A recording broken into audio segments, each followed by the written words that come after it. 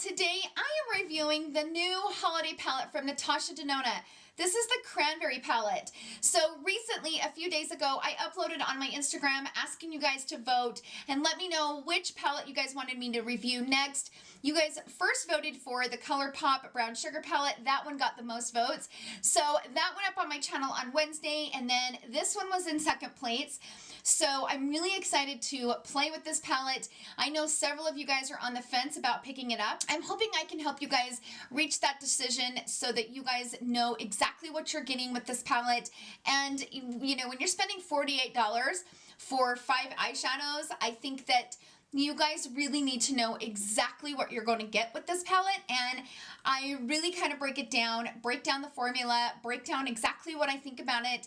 I swatch it, and yeah, now I do love the look that I created with the palette. Even though this is not my everyday jam, I'm kind of living, like I keep looking in the monitor, I'm like, dang, this is a pretty look. I really like it. Like, I do like this look. I think it's very, very beautiful. So this palette retails for $48. You can pick this up at Sephora. You can pick this up on the Natasha Denona website. You can also pick this up on Beautylish. There's several places that are selling this now. Anywhere you can get Natasha Denona. I'm kind of hoping she brings out more palettes for the holidays like she did last year. I have a few of those holiday palettes from last year, and I do really love them. I have a few of the minis, but up front, I don't own any of those big palettes. I did order the Natasha Denona Safari palette and it didn't work out for me, so I sent it back. So currently I do not own a full-size Natasha Denona palette. I haven't fallen in love with the Natasha Denona palette formula. I feel like that's the reason why I hesitate on buying the bigger pans, even though all of my friends that have gotten the gold palette, they're just like, Tara, you would love that palette. But there's something about, like, I was really excited to buy the Safari palette and it was just kind of an epic fail. And so, I don't know, you guys. I'm still on the fence about buying the big palette because I kind of feel like if I'm going to spend that much money on it, I really want to love it and I don't want to be disappointed. And so, anyway, this is super ridiculously expensive. I mean, $48 for 5 shades. Each and every shade needs to perform, and I'm going to put them to the test today. I'm going to give you guys my full final thoughts on the formula, how it performs. I'm just going to see how it works. I'm just going to shut up, and we're just going to get into it because I could just keep going and going and going. It's kind of, I'm in that mood, you know? So without further ado, let's jump right into the video. I am going to show you guys how I created this gorgeous look that I am loving. I'm not going to lie, even though it's not my jam, I am loving it. And then later on, I will swatch it for you guys, and then I will break it down and give you guys my full final thoughts on the palette. So I will see you guys in a little bit. Okay, let's start playing with this palette. So I bought mine from Beautylish, and this is how Beautylish wraps up their products. This is what the box looks like. It's this really pretty, kind of sparkly, like, it's kind of that cranberry shade. It's really, really pretty. This is what the actual palette looks like. Wow. Those shades are stunning. They're actually prettier in real life. Yeah, I love the shimmer shades. Like the matte shades are kind of like whatever, but the shimmer shades, like that lilac shade is flippin' beautiful. I knew what I wanted in my mind as far as like what look to create, but now I'm completely like, I have absolutely no idea. So there's that. So obviously, I guess we're just gonna start out with this shade right here, which is kind of the lighter matte shade in the palette. I'm gonna take my Morphe M506 brush and I'm gonna go into that cranberry shade. And I'm gonna kind of go in lightly because I don't know what kind of pigmentation I'm gonna get. And all of the reviews on this has been hit and miss. Like some people have said that it's overly pigmented and they get too much and they have a hard time blending it out. And then I've seen other reviews where they don't get enough pigment. And so it's kind of been a hit and miss as far as what I've seen. So I'm just gonna go in lightly. It looks like there's enough on the brush. So I'm gonna kind of go in lightly and start building.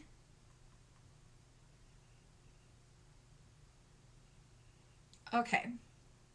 So that was really light coat. Like I went in pretty light. So now I'm going to kind of go in with like a normal dip. Based on the way I'm using it right now, I wouldn't call this like overly pigmented. I just wouldn't. It's pigmented, but it's not like overly pigmented. I'm just gonna kind of start stamping this and kind of building up that pigmentation in the crease.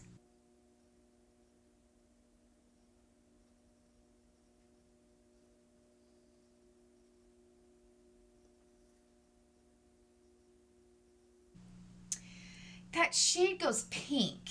Like, it doesn't stay that really pretty cranberry shade.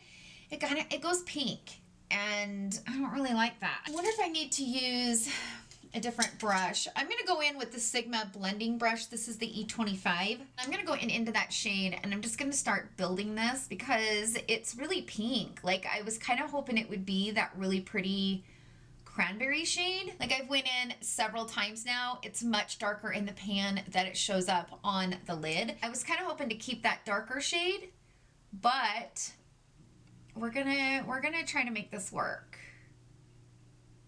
So as far as blending, that shade's blending out nice. It's not like it's moving around a lot. It's not patchy. It is pretty creamy. So, and I'm not getting any fallout, so that's good. So now I'm gonna go into the darker purple and start kind of building up some depth. And I'm gonna use that E25 blending brush from Sigma. And I'm just gonna start kind of packing this and then like working it into the crease.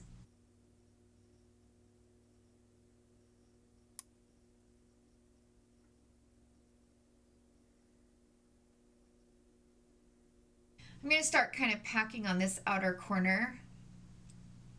It takes a lot to pack this shade. Like, you got to really work it. You got to go in and tap and go back in and tap some more. You really got to build that shade.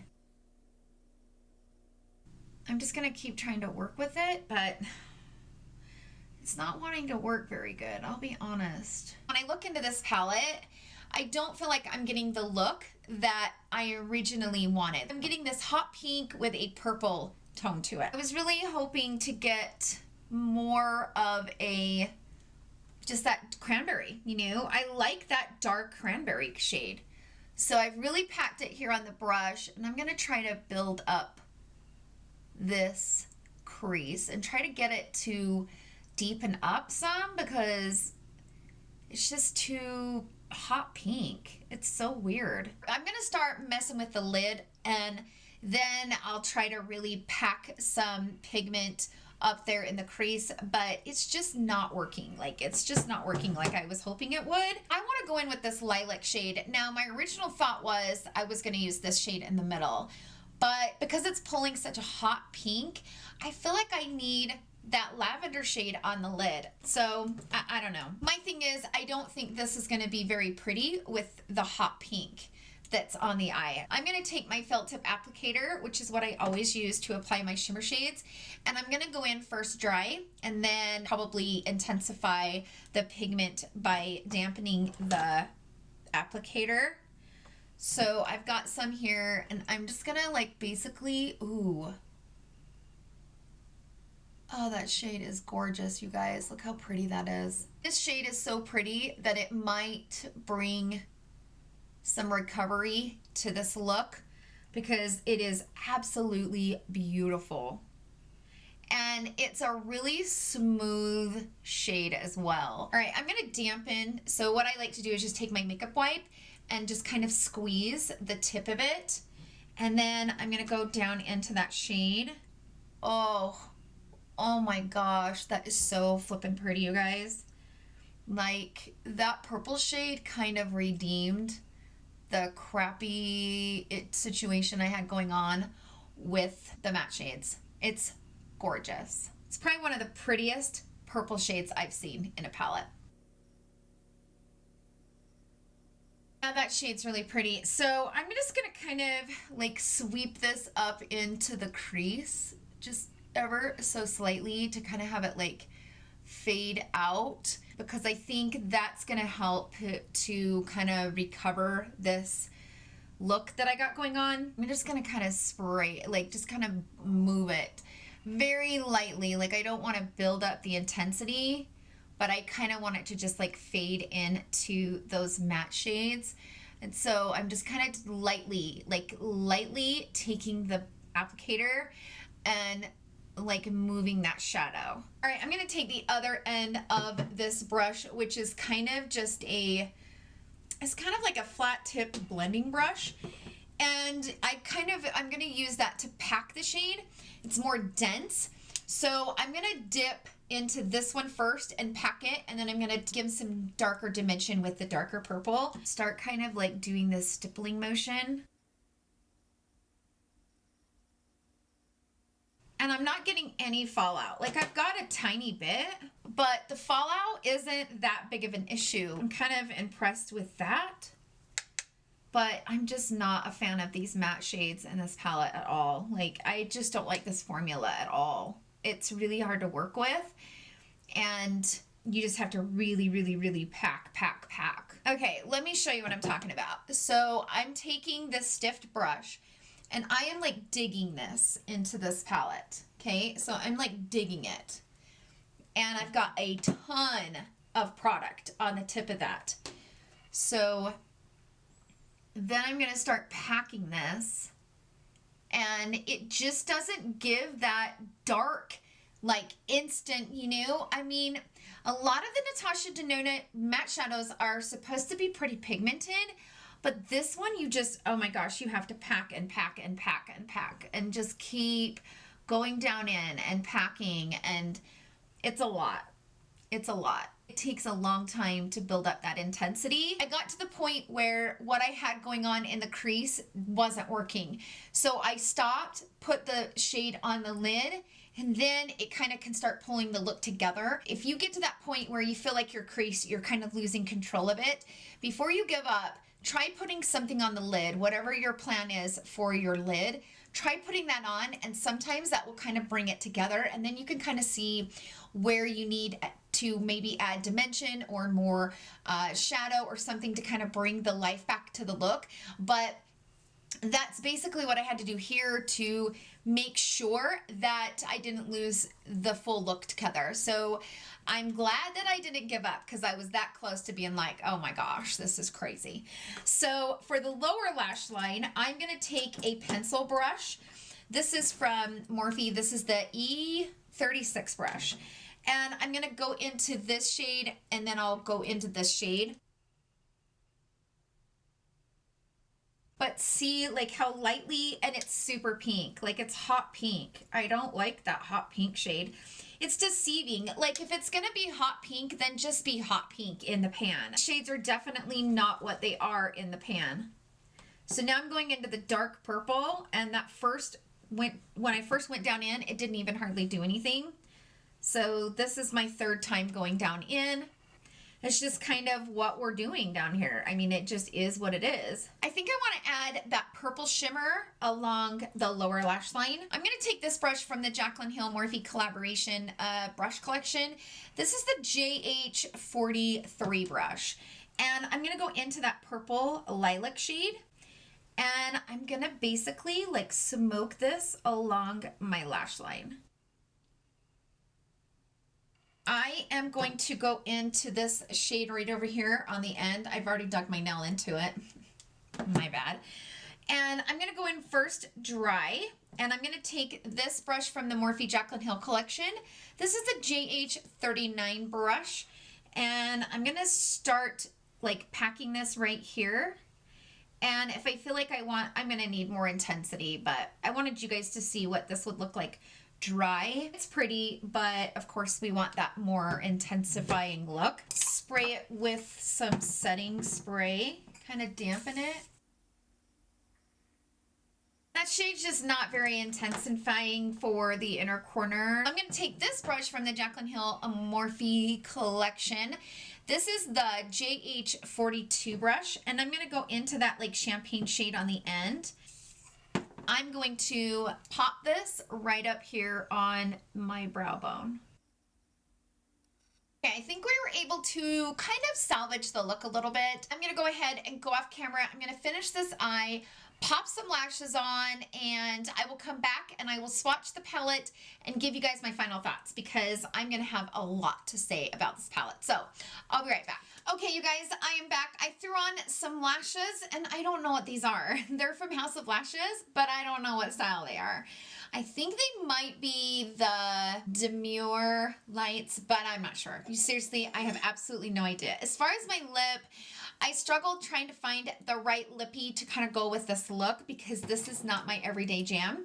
But I found these in my collection. These are from Kylie Cosmetics. Let's see, this one is the Velvet Liquid Lipstick. And then this one is the gloss. They're both in the shade Posie case. So you have the matte and the gloss. And so I put the matte on and then I put the gloss over top to give it that intensity and that gloss.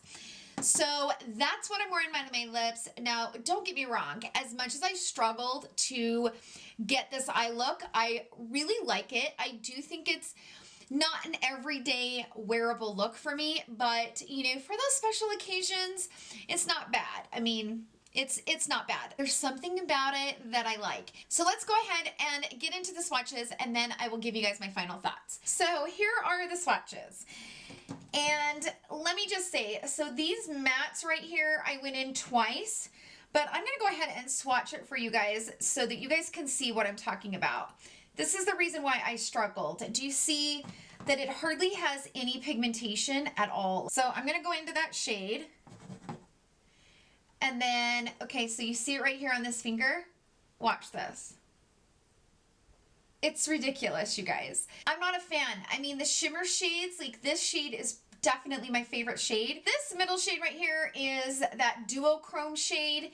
And it's really pretty. Like you can see that it kind of has different shades in it. Like when you look at it directly on, it kind of has more of a little bit of a pink shift, but then when you look to it to the side, it kind of has a peachy look. But that was the only shade that I didn't use in the palette. But this one I think is really pretty. I don't feel like this shade is unique in any way, but I do think it's a pretty shade.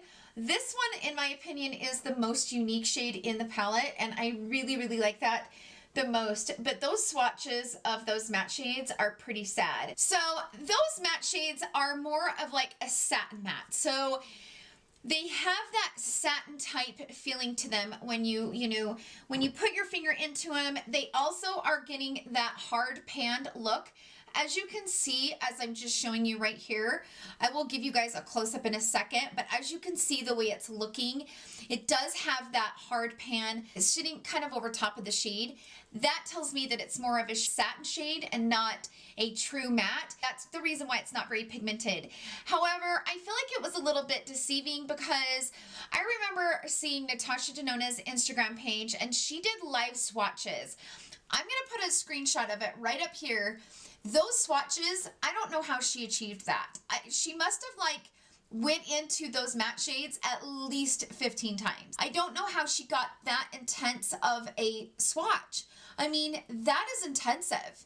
And there is no way that I could even reach half that level. You have to build, build, build, build, build. And I finally got, a kind of like a darker look.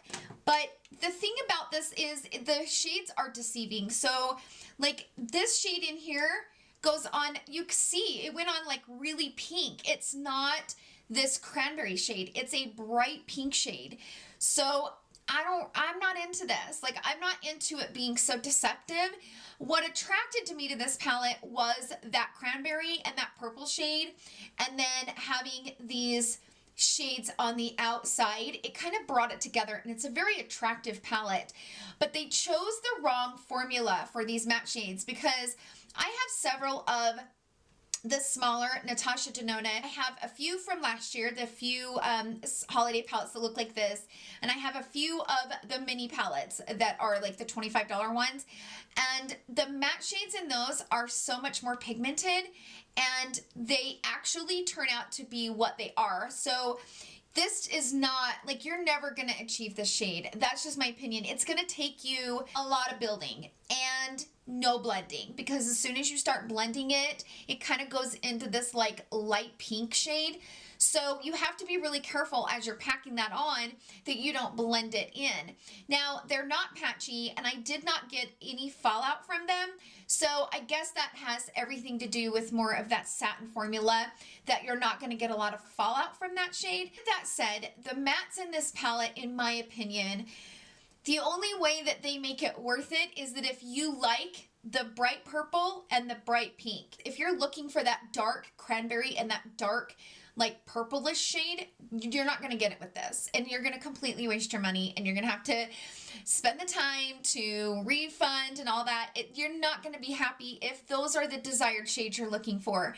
If you're looking for something like this that's very bright and kind of that hot pink type shade, then this is definitely the palette for you, because I didn't have any problems with the formula. It was the intensity. I couldn't get it to build. I wanted to just keep building and building and building. And luckily, I was definitely able to salvage the look by throwing this purple shade on top of the lid and working it in. I love this purple shade. I think this purple shade is probably one of my favorite Natasha Denona shades. That is my opinion on those mattes. Those mattes are just very deceiving, and I just don't like it when palettes are that way. When you pull it up and you look at the picture online, and as a consumer you're like, okay, I love that matte shade and I love those shimmer shades, and you start kind of imagining in your mind looks that you want to create using those shades, but then you get it and they're completely different shades. I had a subscriber say that they were curious about this because they had heard that it has the hard pan.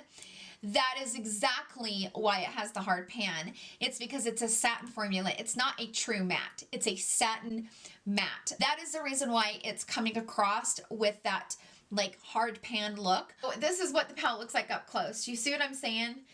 Like you can see where I've put my finger in, and before I even put my finger in, you could see where I had the brush. Like you could see where the hairs kind of went down into the palette. So on a scale from 1 to 10, I would give this like a 3. And the only reason why I'd give it a 3 is because of the shimmer shades.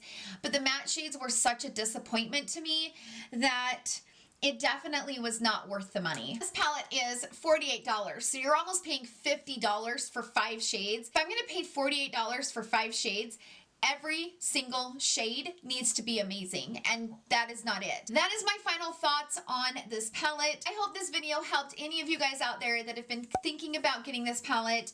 I really enjoy reviewing stuff, and I really try to do my very best to be as honest and as thorough as I possibly can.